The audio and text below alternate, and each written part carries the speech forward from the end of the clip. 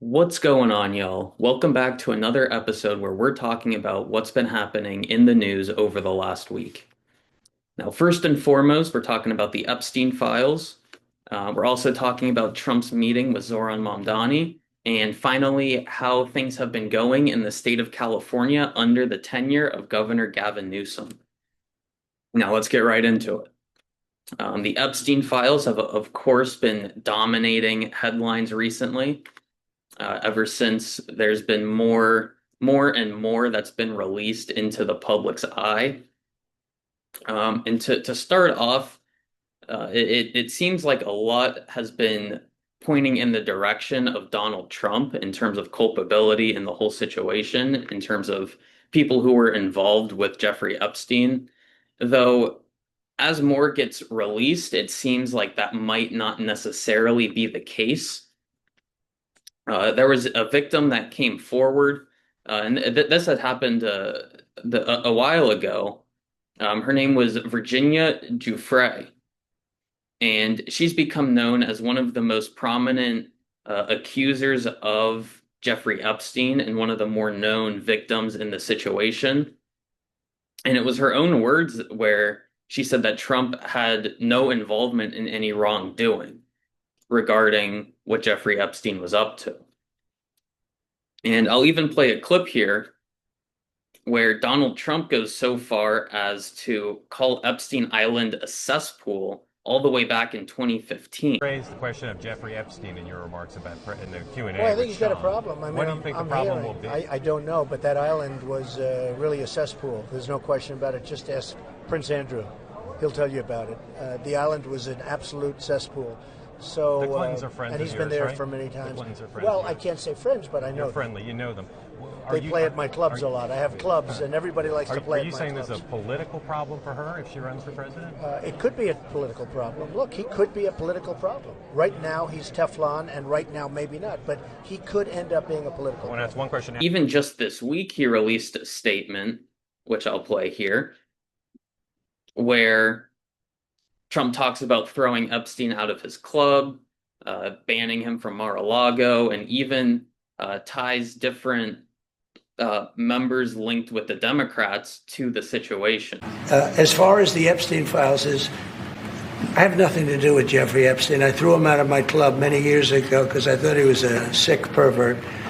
But I guess I turned out to be right. But you know who does have? Bill Clinton, Larry Summers, who ran Harvard, was with him every single night, every single weekend. They lived together. They went to his island many times. I never did. Andrew Weissman, I hear. All these guys were friends of his. You don't even talk about those people. And as more has been released as of recently, it seems that there are some pretty prominent members of the Democratic Party who were very much involved in this whole situation. It was released that Chuck Schumer has received money and accepted it from Jeffrey Epstein, I believe in 2019, 10 years after he had been arrested on allegations of being a predator. Hakeem Jeffries solicited money from Jeffrey Epstein, inviting him to events. And even as was released recently, there was a member of the House of Representatives, Stacey Plaskett, who in real time on the House floor in an Intelligence Committee hearing was receiving real-time text messages from Jeffrey Epstein telling her what to say in this hearing. And again, this is well after Epstein had been arrested for what he was doing. And she was still taking advice, being told what to say by Jeffrey Epstein in the House of Representatives. And so that broke the trust of Americans everywhere, and it broke the trust of the House of Representatives, and it was put up for a vote whether or not she can remain on the Intelligence Committee, a committee where they're handling classified information. And so when this vote went up to have her removed from the committee, the vote failed, and she remains on the committee. Well, who was it that was protecting this representative? Well, it was a party line vote, and the Democrats voted to have this woman protected from being removed, even though it was obvious that she was very much involved with Jeffrey Epstein. And there was another representative that quickly came to her defense publicly, Jasmine Crockett, um, who had a bunch of nonsense to say about the situation and made all kinds of false analogies to try and justify her involvement with Epstein. And then Jasmine Crockett went so far as to implicate various Republicans who took money from Jeffrey Epstein.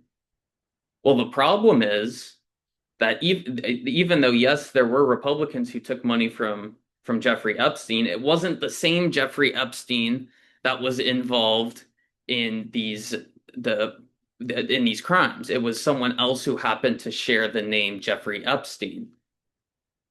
Well, she doubled down on it. She said she's not misleading the public with what she said, that she was correct, that there were Republicans who took money from a Jeffrey Epstein. So she had done nothing to mislead anybody, which is obviously a lie, and she's trying to cover up the situation. But regardless, that was her position. And so just the other night on Hannity, that this other person with the same name of Jeffrey Epstein came on the program and said that he's now donated money to Jasmine Crockett. Just a great political troll. But moving on, Trump recently had a meeting with the New York City Mayor-elect Zohran Mamdani. Trump hosted him at the White House, and following this meeting, they took questions from reporters. It seemed to be a good meeting. It seemed to be in good spirit and good faith. Both Trump and Mamdani said that it was a productive meeting. And the mutual agreement between the two is that they want to see New York City thrive and be successful and beneficial for all New Yorkers who live there, which is, of course, a great thing, and that everybody, regardless of their political preferences, would agree upon. Trump seemed to have his focus on the safety of New Yorkers, whereas Mamdani seemed to have his focus on affordability. When taking questions, Trump suggested that Mamdani's views are, quote, out there, and says that Mamdani will change over time, just as Trump has changed throughout his time as president, which is, of course, something all politicians are faced with.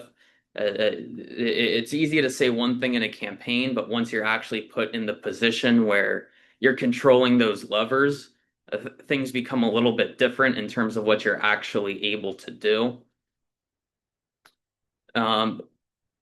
The point to address in terms of the two sides within at least what they were talking about in the press conference, it seemed like there was a major focus on the issue of affordability in New York City.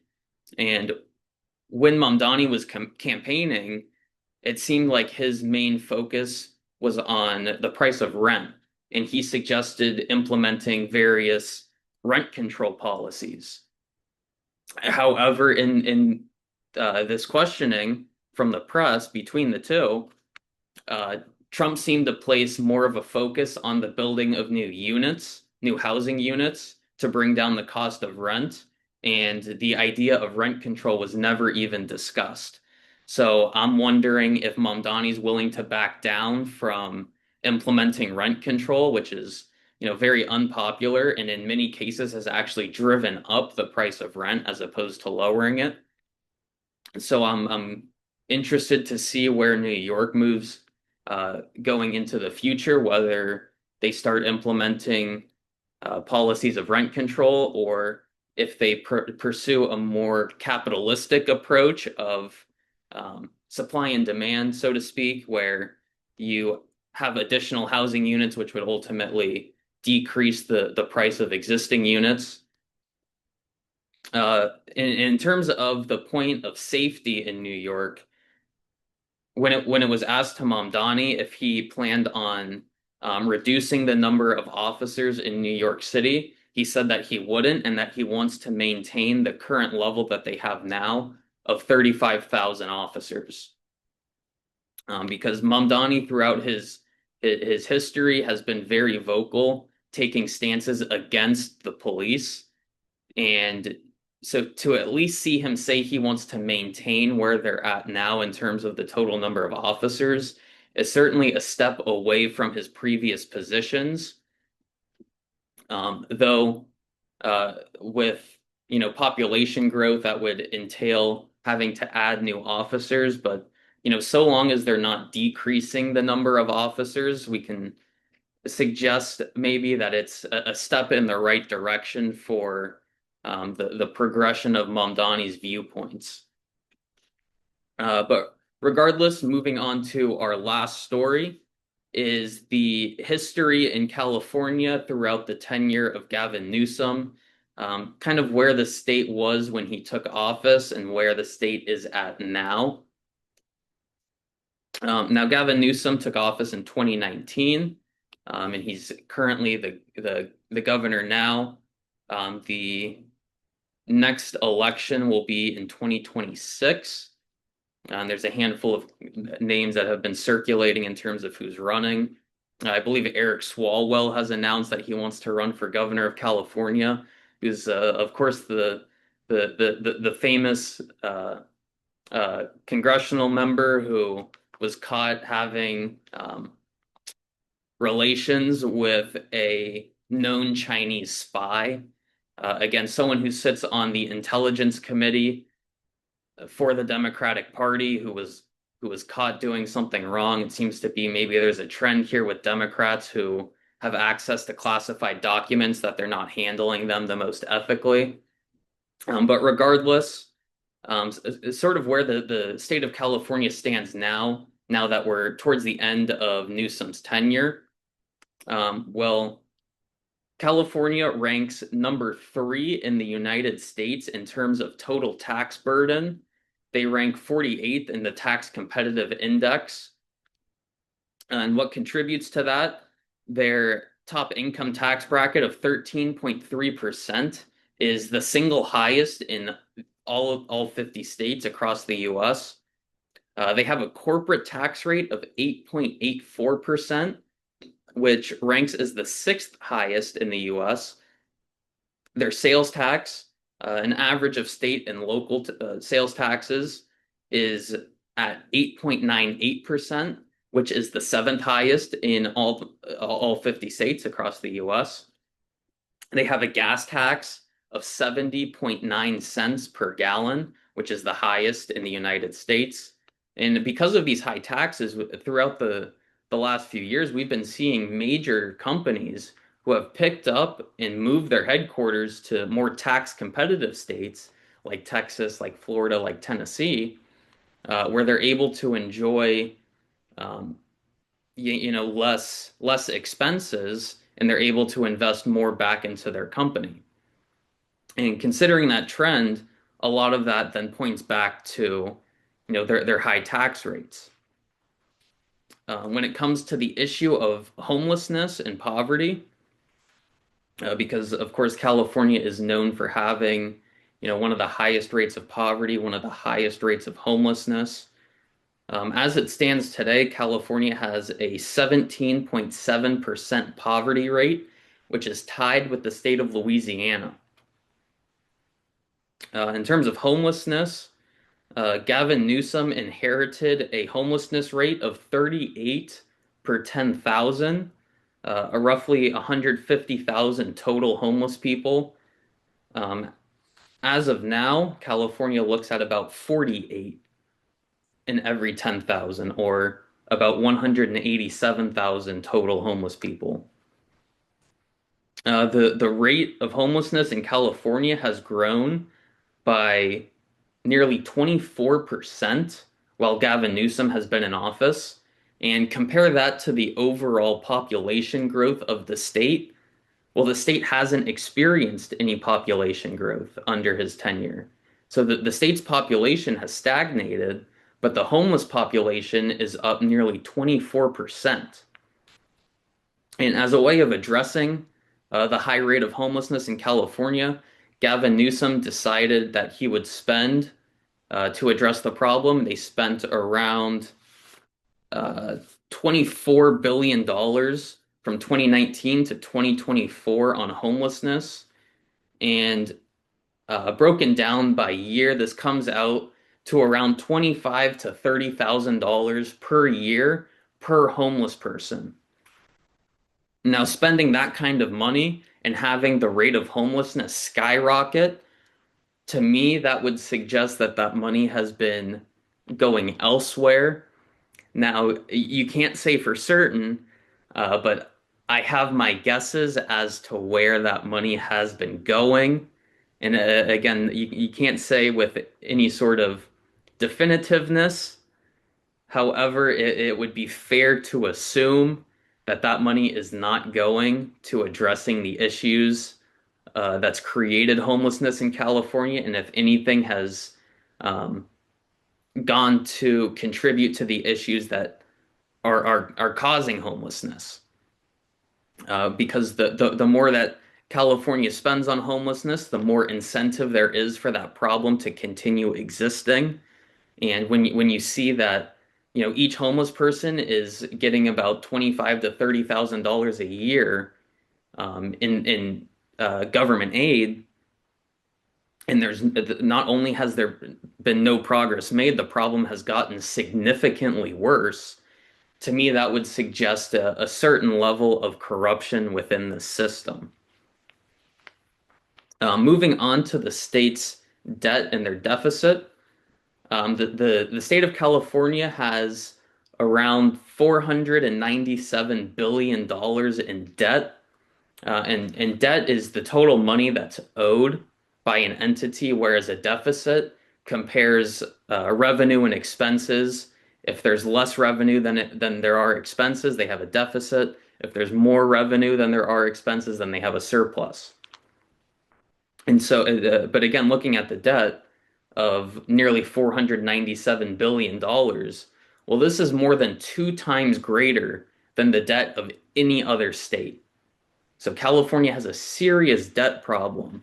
And when it comes to deficit versus surplus, as of 2022, which would have been the around the middle of Newsom's tenure, California had almost $100 billion surplus.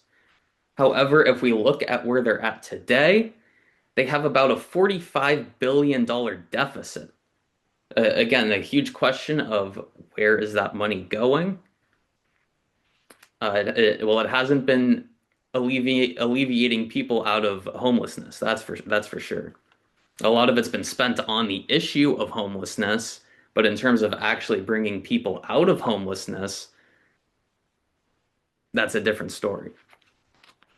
But regardless, you can sort of see the direction that California's been heading while Gavin Newsom has been in office, and it's not the right direction. It's very much in a backwards direction. Nonetheless, Gavin Newsom appears to be the front runner for candidates coming out of the Democratic Party when it comes to the 2028 presidential election. As it stands currently on Polymarket, he has a 37% chance to win the Democratic primary, which is far greater than any other candidate. And he's even polling at about 25%, 24, 25% in these primary polls. So Gavin Newsom is a clear front runner for the Democratic Party to be the country's next president. But then when you look at the job that he's done in California, the a record of corruption, a record of mismanaged funds, so on and so forth, a record of high taxes, things that wouldn't be popular across the country, and if anything, things that would limit the success and the growth of the country as a whole, because again, that's what's been happening in California. Well, there you have it, some of what's been happening over the last week, and even a look into what's been going on in the country's biggest state, the country's largest economy, the state of California. I appreciate you tuning in to listen to me. I hope to see you again next week. My name is Brett Fornatoro, and it's been a pleasure talking to you. See you very soon.